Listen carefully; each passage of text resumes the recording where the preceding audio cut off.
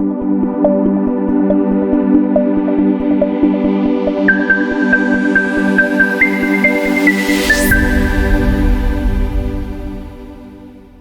ZT-980 is a 6,000 count manual ranging digital multimeter. The device features a black and red design, with a black body and a softer red protective sleeve for shock resistance. Looking at the front, the multimeter has a large display and a classic layout.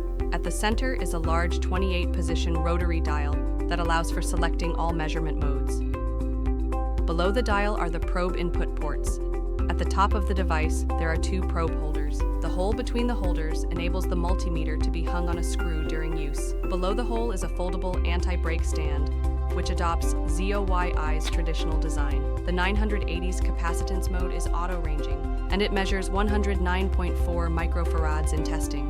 The leftmost button has dual functions. A single press allows for function selection.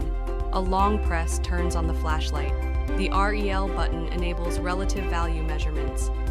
The max-min button records maximum and minimum value. The hold button freezes the displayed data, and holding it down activates the backlight.